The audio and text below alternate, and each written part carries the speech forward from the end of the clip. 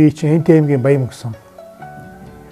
Эрдэнэголын хөвөө дагаж байрласан.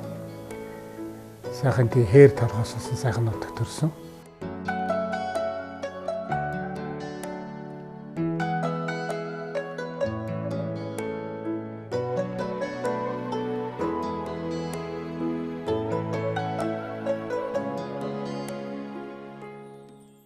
Би өөрөө бол малчин хүний хүүхэд. Манай аав адуучин хүн байсан.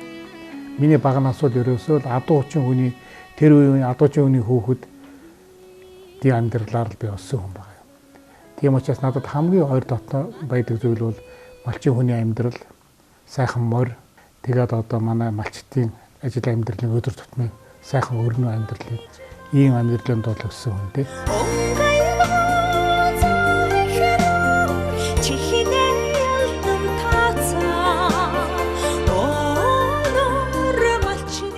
Монголын гавьяатууд сургуулийн хойморт Монгол улсын төрийн сойрхолд хүний гавьяат эмч анагаахын шинжилгээ ухааны доктор профессор Мэгумбын амбагыг үрлээ. Эзэн Чингисийн өлгий болсон хан хэмтийн нутгийн эгэл жирийн малчны гэр бүл төрж өссөн тэрээр Тэнгэрээс ивэгдсэн эрчимлэг уул уснаас элж энерги авч эцэг өвгдийн ухаан шингэсэн сургаал үгсээс оюуны бедан өвлөж хожимын хүүлсийн сүрийг тавьсан бизээ. Би айлын 2 дахь хүүхэд.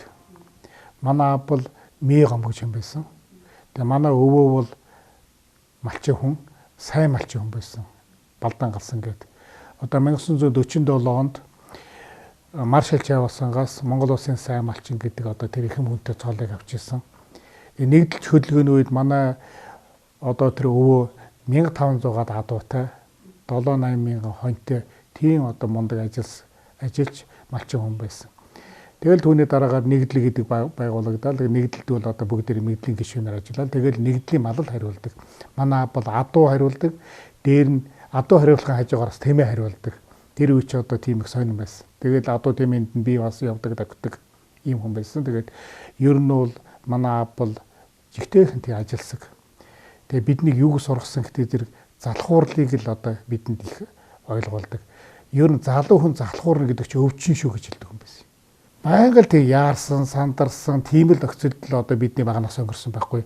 Ингээл байж ятал чи хойно хурганы нийлээл болоод юу чин, ороохон хөрд өхөр туган нийлээл болоод юу чин, угсыг л гарна.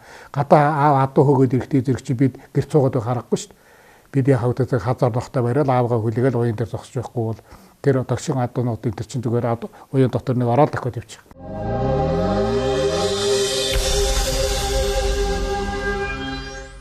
Тэгээ манай ээж болохтой зэрэг бол бас малчин хүн, дээр нь худалдагч хүн байсан. Одоо 1970-аад оны Хэнтэй аймгийн төв 10 жилийн сургуулийг төгссөн улсууд бол манай ээжийг маш сайн танив. Тэр сургуулийн зөөхөн талд нэг жижигхэн дэлгүүр байсан, талын цагаан гэдэг. Тэгээ манай ээж тэр талын цагаан гэдэг дэлгүүрт худалдагч. Харилцаад одоо нэг 40 50 60 хүмүүстэй харилцаад ээжийг манд орсож яддаг. Тэгээ би бүр сайхан санагддаг. Миний ээж бас энэ хүмүүсийн сэтгэл санаанд ингэж мөнхөрж үлдчихтэй гэдэг. Батэрд нааврын тэр мөнх ярина штэ. Гэхдээ манай долом сурангаа миний ээжийг долом сөр гэж юм байсан. Долом сурангаахын дэлгүүрт очиод бидөөс ингээл дэлгүүрт нь очирлоо. Тэгээд яг бас хүүхдүүд заримдаа мөнгө төрөхгүй л байдаг юм байна л да. Тэгэл ээжээс маань гуйдаг. За маргааш би нэг ганц төр аваад тэр ихчээ нэг надад нэг ганц атга үзүм өгчихгүй, яавал өгчихгүй. Тэгээ ээж маань өгдөг хүн байсан гэж байна. Ийм юмнууд л одоо миний сэтгэл санаанд үлдсэн байна да. Хураг ишигтэй тоглож уурга шилбүр унаж тавих бяцхан бор хүүг их эрдмийн өргөлд цойлох эрдэмтэн болно хэмээн хэн тааварлах вүлээ. Өдгөө тэрээр Нобелийн шагналд нэр дэвшхүйц шин нээлтэн эзэн Монгол хүний оюуны царааг дэлхийд гайхуулсан том эрдэмтэн болжээ. Тэр үед 4-р анги төгсөөд нэг боловсролын шат гэж үздэг. Тэгээ 4-р анги төгссөн хүүхдүүдээс зарим нь бол мал дээр гарна, зарим нь сургуульд одоо үргэлжлэн суралцсан. Тэгээ би бол яг Хэнтэй аймгийн төв 10 жилийн сургууль 5 дугаар ангидаа суралцаад тэгээд 10 дугаар ангийг тэндээ төгсөөд тэгээд хоо хүний амьдралын хувь зээний ирэхээр би энэ эмчийн мэргэжлийг сонгож анаах ухааны дээд сургуульд орж суралцаад тэгээд эмч болоод ингэж ажил амьдрал эхэлсэн хүн дээ. Тэрээр их сургуулийн төгсөөд эмч болох, эрдэм шинжилгээний ажилтан болох гэсэн хоёр сонголтод ирсэн байна. Гэвч 22 настай залуу хүүгийн сонирхлыг эрдэм шинжилгээний ажил илүү татаж, байгалийн хүрээлэнд эрдэм шинжилгээний ажилтнаар оржээ. Эрдэмтэн багш нарын удирдлагын дор эрдэм шинжилгээний нихуур бөгөөд адрамаатай бас ч үгүй сонирхолтой ажилд энхүү эргэл буцалтгүй орж шунан дурлах болсон. Өдгөө түүний нэр Монголын ангаахын ухааны хүрээнд төдийгүй ард түмэнд цаашлаад дэлхийн эрдэмтдэд бүтээл төрүүлэн хэдийнэ танил болжээ. Түүний амьдралаа зориулсан хүсэл тэмүүлэл Монгол хүний эрүүл мэнд болоод дэлхийн хүн төрөлхтний сайн сайхны төлөө юм. Амбаг доктор данганц эрдэм шинжилгээний ажил хийгээс зогсохгүй. Түүнийг бодит амьдрал дээр хэрэгжүүлэх үр дүнгийн явал хурдан үзэж хүн зуны төлөө илүү ихийг хэрхэн хийх гэсэн хүсэл эрмэлзлээр дүүрэн явна. Одоо онц төгссөн хүүхдүүдийг ингээд сурлагаар нь ирэмблээд ингээд захирлын үүдэн зогсоод тэгээд одоо ирэмблэгдсэн байдлаар орж иж мэрэгжлээ сонгодог. Би бол ерөөсөө эмч болно гэж боддоггүй хүн байсан. Яг би нэг тийм тоонд муугүй. Тэгээ би математикч болно гэж боддог байхгүй юу. Тэгээд орохдоо их сургуулийн цэвэр математик ангид орондоо гэж бодоод орсон чинь тэр математик анги тэр жил ирээгүй. Би хоёрт орсон. Миний урд нэг Инктэй гээд манай сургуулийг онц төгссөн нэг одоо охин ороод би хоёрт нь орсон чинь ороод шалгалтын зохион байгуулахаар ямар совилгож ирсэн улсуу та одоо намайг асууж байна. Та өөрөө ямар мэргэжил сонгох гэсэн. Би Монгол Улсын их сургуулийн цэвэр математик ангид орно гэсэн чинь тэр хоёр энэ жил танаа ангид ирээгүй. Харин улсын багшийн дэд сургуулийн физик математик анги байна гэдэг. Тэгсэн тэрэнд нэг ормоор санагдаа. Тэгээ яг ээж аавмаар хэрв миний хүү тэр их сургуулийн математик анги гэдэг нь байхгүй бол миний хүү эмч болчоор. Тэгээ яг шууд заадаггүй би анаахын дэд сургуульд орё тэгэл хэлсэн хэрэг шүү дээ. Тэгэл анаахын дэд сургуульд ороод яг тэгээ бас би хайхтар муу сурч байгаагүй анаахын дэд сургуульд бас л одоо сайн сурахсан юм мэдгсэн. Тэгтээ яг нэг хүүхэд байсан оюутан байсан цагт бол нэг хайхтар ирээдүгээд өрслөөл тийм чиглэлийн болон тийм эрдэмийн ажлын тимийн бүтээн боо гэж багал бодож байж.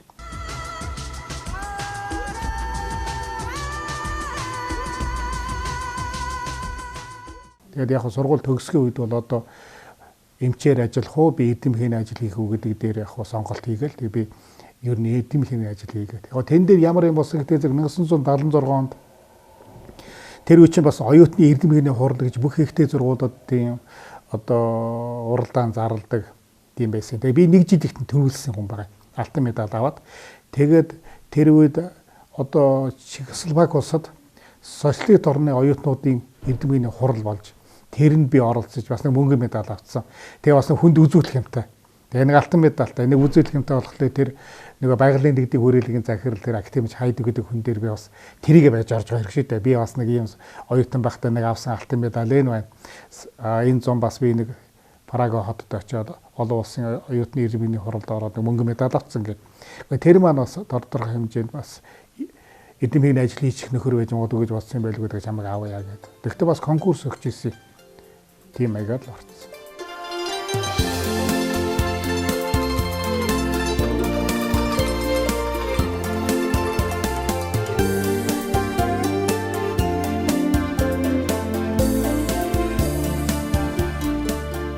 За ер нь анаахын дэд сургуульд байхдаа гайхамшигтай сайхан багш нартай байлаа шүү дээ бид чинь одоо тэрнээс гадна бүр одоо нэг эдэмхийн ажил хийж ирсэн миний эдэмхийн ажлыг удирдах байсан одоо миний сэтгэл санаанд бүр мөнхрөн үлдсэн нэг 5-6 сайхан хүн байна л да. Одоо тэр Монголын шинжилгээ ухаанд дэлхийн шинжилгээ ухаанд нээлт хийсэн доктор Шагж гэж Жамбалын Шагж гэж тэр хүн амьтны бүдүүн гэсэн дулаан үүсдэг ондог нээсэн. Тэр багштай би их татна бас удирдлагаар нь эдэмхийн ажил хийдэг байсан. Дараа нь тэр үеийн зөвлөлт бодвол улсад аспирантур суралцж очиад би гайхамшигтай сайхан багш нартай очиж миний нэг багш Александр Харитонович Когн гэж Батбайсдагч дэлхийн шинжилгээ ухаанд 4 нээлт хийсэн тэр мундаг эрдэмтэн байсан. Тэр хөл ёстой жанкн намайг эрдэм намын ажлыг яаж хийдгийг ёстой нэг заасан өөрөөрөө үлгэрлэн заасан хүн дээ.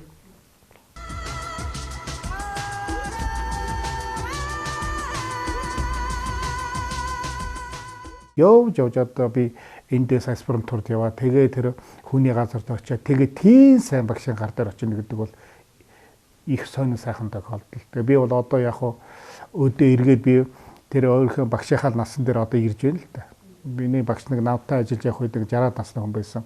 Одоо би ч бас нэг 60 насны хүн болж байна. Тэгээд би баян боддог байхгүй юу. Ер нь эрдэмтэн номын ажлыг нэг одоо хийж чадхаа байлтаа бол яг л багшгаа л ажилласан даа гэж багшийнхаа л арга барилаар ажилласан даа гэдэг.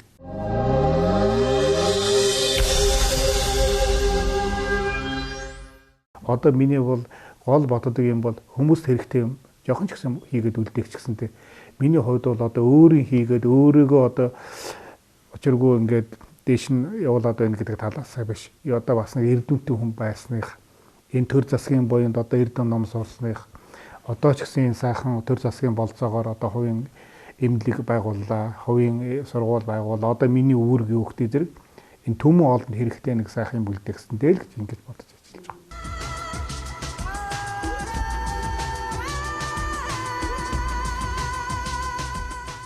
Тэгээд ер нь хувийн хвшлийн эмнэлэг гарч ирсэн явдал бол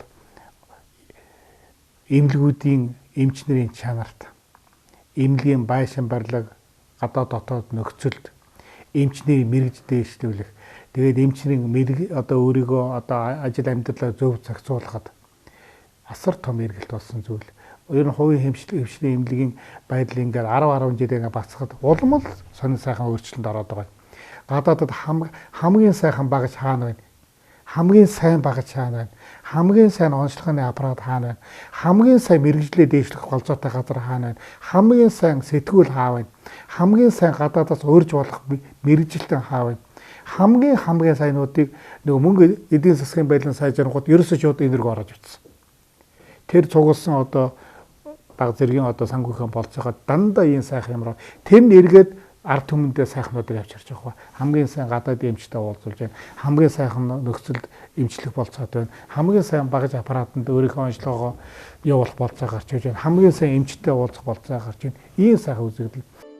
Монгол улсын төрийн сойрхолд хүний гавьяа тэмч анагаахын шинжилгээ ухааны доктор профессор Мэегомбын амбаг хулж боржгон эмнэлгийн нээн ажиллуулахын зэрэгцээ.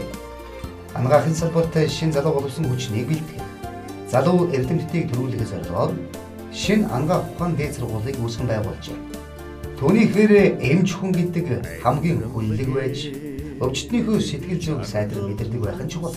Тэрээр энэ л зарчмыг олон зуун шав нартан амжилан загсаар иржээ.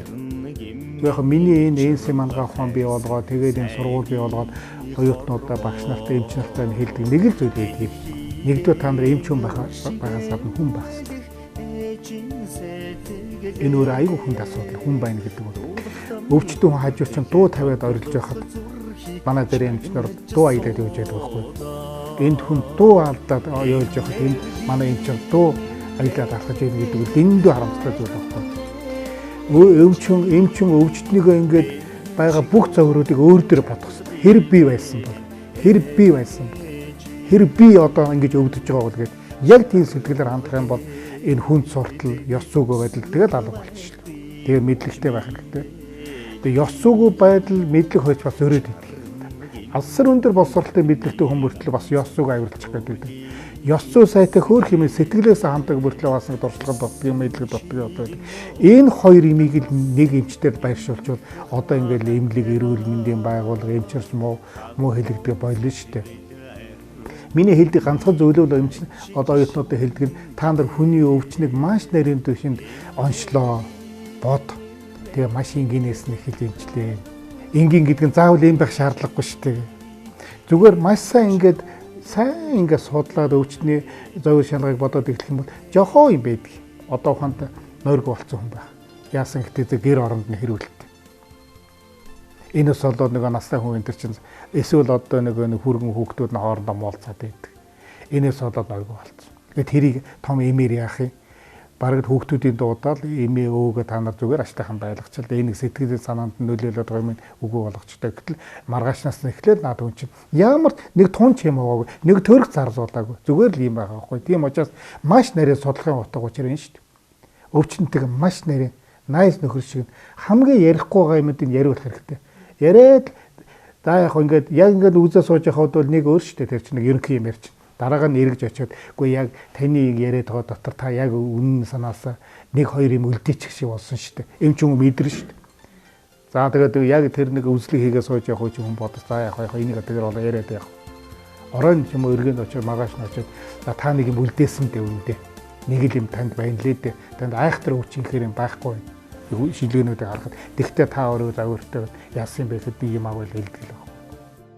Амьдрал гэдэг жаргал дуусан цайлган дэлхий амьдрын гэмэн учрал хайрсан сайны хорвоо дэлхийгэн үршигэн үлэх эжин сэтгэлээ дуулахтан хүртэл догтлох зүрхий чагнаж суудаа энерги хайгнэжи чихүүн чаргалимэн эжи 1990-ад он хүртэл энэ уламж тааны хоног судлахад бол эми ургамлаа л гол судал. Энэ том оонол тэр хий шаруудын оонол илүүдийн тийм нэг гүн ухааны ч гэдэг юм тийм баг ороорой.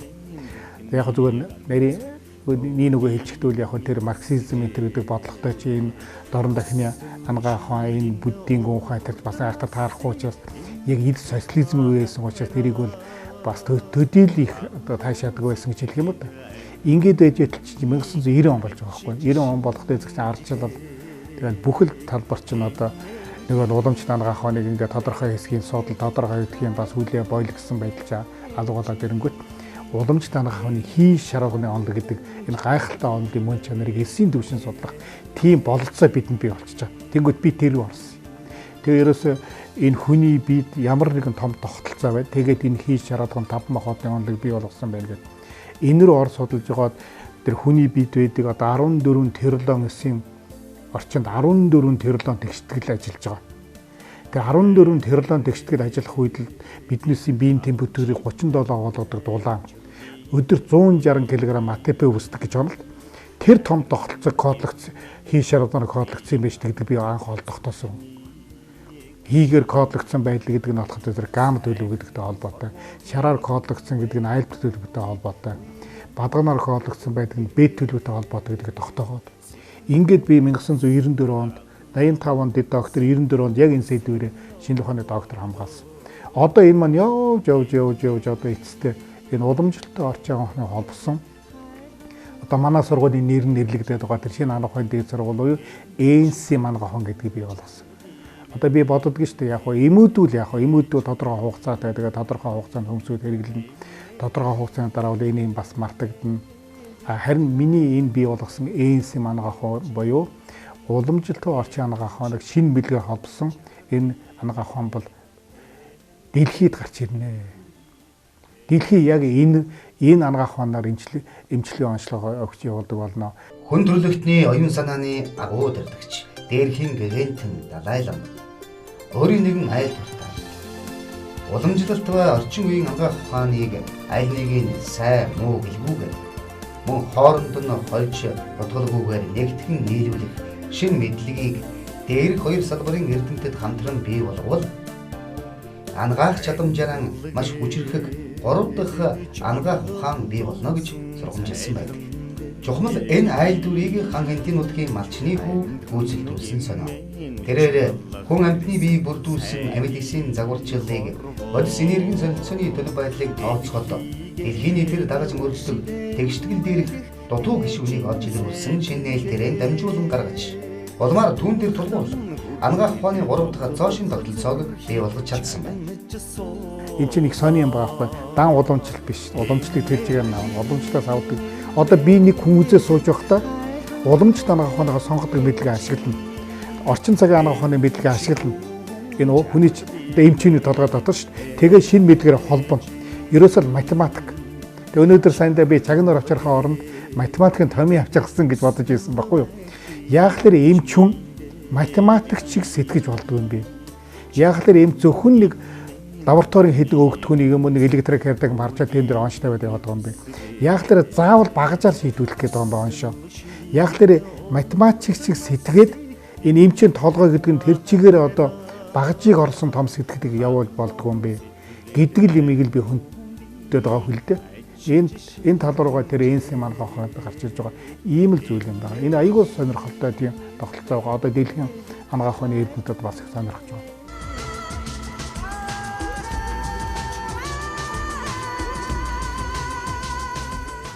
Машинаар ярих юм бол энд чинь нэг дугуй нь уламжлалт анагаах ухаан, нөгөөдөг нь орчин цагийн анагаах ухаан.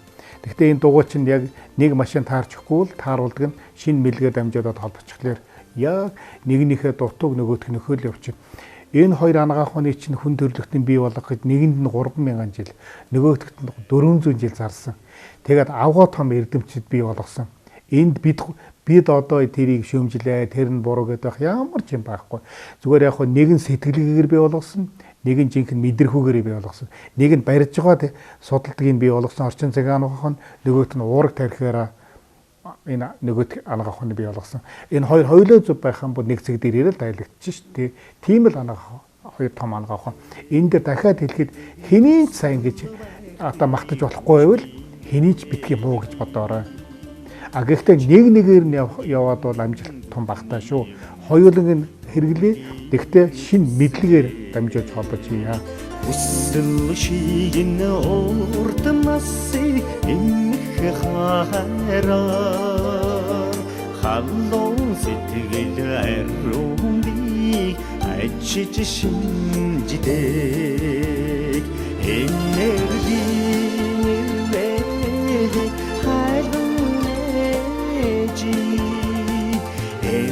чихүүн жаргалын ээжи. Тэгэхээр яг ер нь энэ хүний насыг уламжлалт анагаах ухаанд бодож олсон. Манай шагж бас бодож олсон байдаг. Бидэнд одоо биологийн болцоогоор заяагдсан нас чинь бол уламжлалт анагаах ухаанд 150 нас.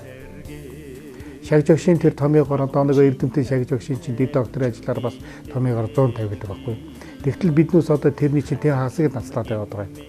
Тэгэхээр одоо яагаад ийм баг насалж ийнэ гэдэг асуудал гараад ирж байгаа юм. Тэгэхээр би түрүү хэрлээс 14 тэрлэн эс дээр 14 тэрлэн тэгштгэд ажиллаж байгаа. Тэр тэгштэглийг л зөв ажиллуулах хэрэгтэй. Тэр одоо хөгшрөлтийг сэдэд тэр гам төлөв гэдэг нь эртээ сэдэгчээд байгаа. За тэр юунаас болох гэдэг хувь хүнээсээ хамаарна. Одоо бид чинь стресстэй болсон, ууртай болсон, ажлаа зохицуулж чадгаа байсан, бухимдуу болсон, унтах цагтаа унтахгүй, идэх ёстой хоолоо идэхгүй, өмсөх ёстой хуцаа зөрүүлдэг.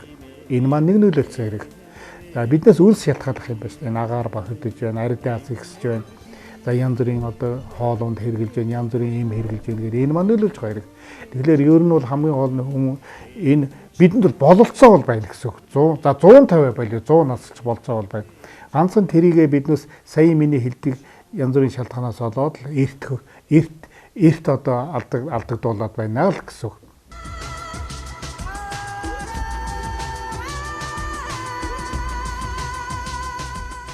Одоо энс анагаах уу манай анагаахны улсууд бол ямар тогтолцоотой, ямар хэлбэршилтэй, тэгштгэлийн орчинд ямар төлөв байдалтай хүнд өвлийн цагт бол, эсвэл зууны цагт бол, эсвэл настай хүн бол, эсвэл залуу хүн бол, эсвэл элэгний өвчтэй бол, эсвэл зүрхний өвчтэй бол, эсвэл энэ хүн өөрөө одоо нэмэх идэх хөвшилтэй бол, алинд нь яаж энэ нэмийг хамгийн бага тунгаар, хамгийн өндөр идэх гаргах болцоо гэдэг ягста математикийн тооцоолын арга гаргадаг ийм л зүйлийг бий болгохын төлөө ажиллаж байна. Эмийг ингэж болж байгаа чинь хоолыг бас тах хэрэгтэй. Эм хоолыг хоёрыг ингэж болж байгаа бол хуцсыг ингэх хэрэгтэй. Эм хоёрыг гурыг чадаж байгаа бол одоо ажил амьдрал нэг л мэн. Ямар хөдөлмөр эхэлдэг, ямар хүнд, ямар хоолыг, ямар эмийг яаж хэрэглэх хэрэгтэй. Гэдгийг бүр нэг хүнд зориулж бичиж хэрэгтэй. Одоо бол дундил яваад байна шүү дээ. Одоо нэг аналогийн гэдэг эмхтүүл ерөөсөө 3 сая хүн чинь нэг л тунгаар, нэг л газараас нэг л одоо ерөнхий юм ингэж болохгүй.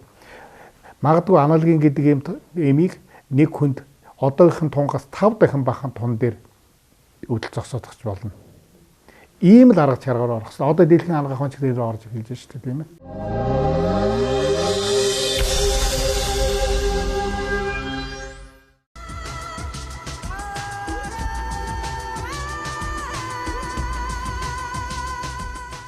Миний ханчин Бандын Саран цэцгээд анагаахын шинжилгээ ухааны доктор, профессор хүн байгаа.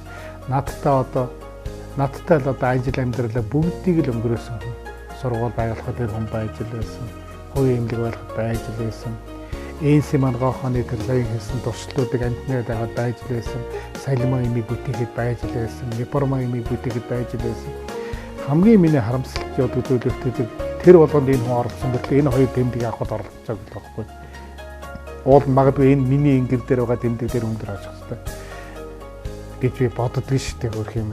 Бүх юмд нь оролцсон. Тэр хүн байгаагүй л би ийм амжилтанд хүрэхгүй л байх байсан. Яг уу тэгээд бид хоёр олон сайхан үр хөвгттэй, олон сайхан шаймнартай, олон сайхан хамт олонтой одоо инээс илүү амьдралыг бид тэр ерөөсө боддог. Одоо болоо. Бурхан сайхан нас хайрлаа тэгээд болоо шүү дээ. Жохон сайхан бүтээгээд ардамд өгч гисэн. Одоо болоо гэж боддог. Бүр сэтгэлд би бол одоо ажил амьдралаа сэтгэлд хаансан. Тэрээрээ малчин удамтай болоод ч тэр Монгол ахуй, Монгол уламжлан бишрэн хайрлаж олон мянган жилийн турш өвлөгдөж ирсэн нандин бүхний хайрлан хамгаалтын төлөө сэтгэл оюунаа чилээж явдаг нэг. Эрдмийн их ажлын зав цагаараа боломжтой гарвал хөдөөнүүд анзарж Монгол ахын үнэр амтыг хийх хүснэ. Монголын алдсан зарим нэгнийг хараад сэтгэл нь өвдөж бас харуулсан. Сумдаа 1990-ад оноод очсон чи бүр огтын өр болсон. Очсон жил одоо баахан хятад мотоцикл хүмүүсүүдний хятад маягийн малгай өмссөн. Гэрт нь орсон чинь зурагтаар нь ерөөсөө яг л зурагтаар нь ерөөсөө одоо тэр хятад зурагт юм байна. Яг хятад гэж би бас гэж хэлмээр байна даа үргэлж. Ер нь гадаадын хөтөрхөнд орсон. Наа ингээд байжсэн ороогон хэрд адуу маландаа явна гэсэн чинь мотоциклтэй дахиж. Ороогон хэрд хониндоо явна гэсэн мотоциклтэй дахиж. Тэгээ би бүр сүүлд хүч таандарч яаж байгаа юм бэ? Тэгээ нэр ингээд харсан чи гадаа нэг жимэлтэй мөр байхгүй. Адуу байна гэсэн байна гэж. Адуун дээр нь яваад очсон чинь бүгд имнэг л шүү. Гүн чи яаж байгаа юм бэ гэсэн чинь энэ мотоцикл намар байдаг шүү дээ. Адууны цагаар дахиад хонд явахад энэ намар шүү. Энэ имнэг дагшинтай чинь ноцолж байгаа гэж шүү дээ. Ингээд байгаад би одоо өөрийнхөө болцоотой ах トゥ нартай ингэхгүй шүү гэдгийг хэлж байтал чинь энэ жил ерөнхийдөө маш сайхан үг хэллээ шүү дээ. Монголчуудаа мориор малаа хариул мортогоо наадыг мориор монголчуудад дээдээсээс их хувь заяа. Тэгээ Монголын харт үнэхээсээ хард хүн.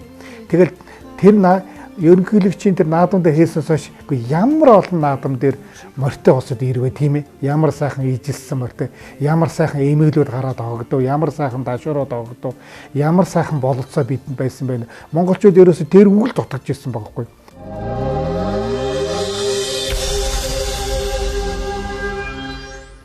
Энийг дагаад хүмүүсийн сэтгэл санаа, ёс заншил бүгд огтын өөр болоод энэ маань эмчт нөлөөлнө шүү дээ. Бас энэ маань одоо өвчтөн гэж яриад байгаа хүмүүсүүд нөлөөлнө шүү дээ. Ингээд Монгол цагаан эдэгээ сайхан хэрэглээд эхэлнэ. Монгол махаа сайхан зөв хэрэглээд эхэлнэ. Эрүүл агаартай зөв байгаад эхэлнэ. Морио унаа дахиад эхэлнэ. Тэгэхээр одоо заавал одоо нэг газар очиод жим юмд очиод одоо нэг тийм зүйлүүдийг хийх гэдэг нь зөв л баг. Гэхдээ одоо морио унаад хүн 2 цаг дахиад дээд зэргийн биеийн тэмдэгт тассан шүү дээ. Яг тэр морь унаад явхад хүний бүх булч ажилдаг байхгүй юу. Тэр нь юугаар батлагддаг тэр зэрэг нэг морь унаад гуудаж байгаад агсагцсан хүний бүх булч өвдөж идэг. Бүх булч. Баг юм хаз чадхаа байж. Тэр юуг харуулж байгаа тэр морин дээр явж явахад бүх булч ажиллаж байгааг харуулж байгаа байхгүй юу. Морин дээр ингээд явж байгаа хүн чинь унчихгүй тул тэгээд энэ хөдөлгөөний аппарат тэгээд одоо энэ хэвлийн булчин энэ хүзүүний булчин гарын булчин энэ хөлийн бүх булчиг бол ийм маш зөв байрал дээр. Тэгээд морин унжгаад гинт ууны ойчийг гэж чадахгүй шүү дээ. Би зүгээр станг өргөжсэн за болигээд энийг шахаа болигээд авчин тийм ээ. Морин унаад авч явсан хүн энэ булчин өвдөд нь одоо мориноос үсрээд унаа гэхгүй шүү дээ. Тийм учраас энэ бол гарцаагүй тийм байлаар одоо хүний эрүүжүүлэх. Тэгээд морь унсан Монгол хүний гэз одоо энэ гэзсэрхүү байдлын тэр чинь бол ерөнхийдөө л хот суурьсны шинжтэй Монгол малчин адуучин хүн дээр нь би дээр үед гэзтэй тийм үү болчин шинжсэн зөв сайн хөгжсөн. Зурсан даралт их төвч ингэж ерөөсөө байгаагүй. Одоо энэ аатрахтод ерөөсөө байгаагүй. Чихрийн шижээ үчин балцтын дунд бүр үлэмжийн хоор байсан байхгүй. Хэд таргалаад ерөөсөө байгаагүй. Тэгэхээр энэ бол бас нэг сонин сайхан үзэгдэл болно гэж би бодож би энэгээр ингээд хүмүүстэй ярих их дуртай. Миний ярианы гол сэдэв бол энэ бол байнаас. Монгол хүн Нобелийн шагнал хүртэх цаг дуумахгүй нэ хэмээн этгэл төгс өгүүлж Магадгүй өөрөө тийм хэмжээний зүйлийг хийж гисэн яваач эгэл даруух нар бидний дунд ажиллаж амьдарч байгаа. Монгол улсын төрийн сойрхолд хүний гавьяа тэмж анагаахын шинжлэх ухааны доктор профессор Мегомбын амбагтаа хөрөлдсөн богинохон хугацаа бахархал омогшлоор дүүрэн байсан юм а. Монгол хүн амныхан бэлгэр гэдэг дээ. Тийм ээ.